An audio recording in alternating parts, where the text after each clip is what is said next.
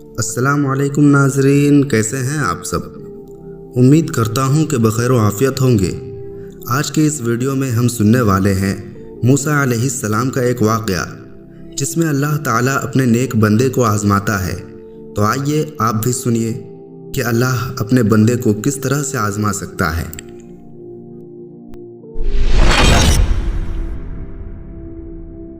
بسم اللہ الرحمن الرحیم۔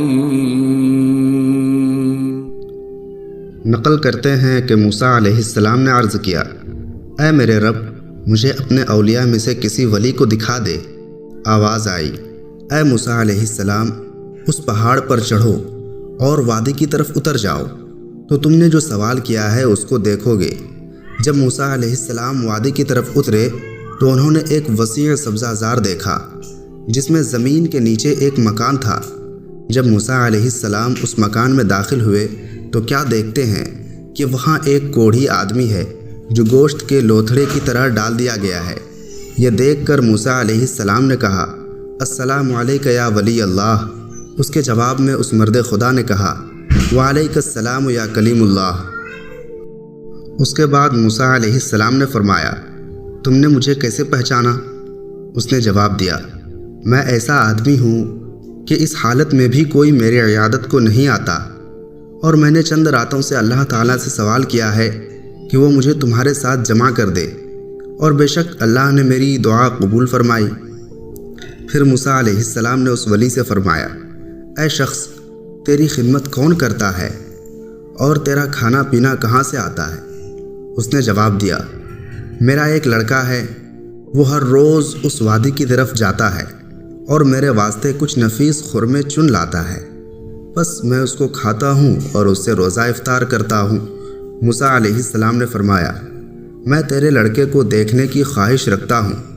اس نے موسیٰ علیہ السلام کو اس کا راستہ بتلا دیا۔ وہ اسی راستے کی طرف چلے گئے اور اچانک دیکھا کہ وہ ایسا لڑکا ہے جو حسن و جمال میں چاندی کی مثل ہے۔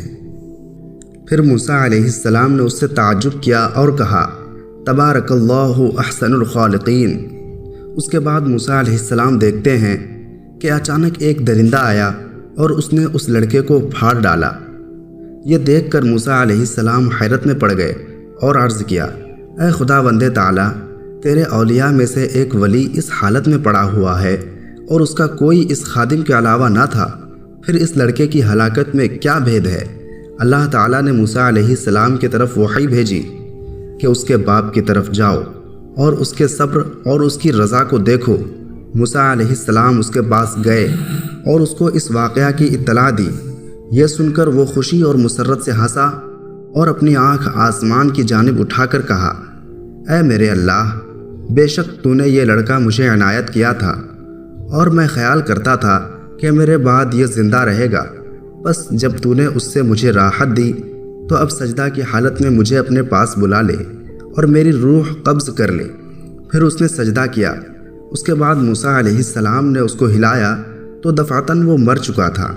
پھر موسیٰ علیہ السلام نے عرض کیا، اے میرے پالن ہار، کیا یہ تیرا ولی اس مقام پر اسی طرح پڑا رہے گا اور اس کا لڑکا وادی میں؟ پھر حضرت جبرائیل علیہ السلام ان دونوں کی طرف اترے اور ان کو غسل دے کر دفن کیا، اور موسیٰ علیہ السلام واپس آ گئے۔ تو دوستوں، آپ نے دیکھا کہ ایک اللہ کا ولی ہے جو کوڑھی کی حالت میں ہے، اور اس کے لڑکے کے سوا کوئی اس کا حال پوچھنے والا نہیں ہے، اور اس حالت میں بھی اللہ تعالیٰ نے اس کے لڑکے کو درندے کا شکار بنا دیا۔ اتنا کچھ ہوتے ہوئے بھی اللہ کے ولی نے صبر کیا اور اطمینان رکھا۔ اللہ تعالیٰ سے میری دعا ہے کہ ہم سب کو بھی اپنے محبوب صلی اللہ تعالیٰ علیہ وسلم کے صدقے میں صبر کرنے کی توفیق عطا فرمائے۔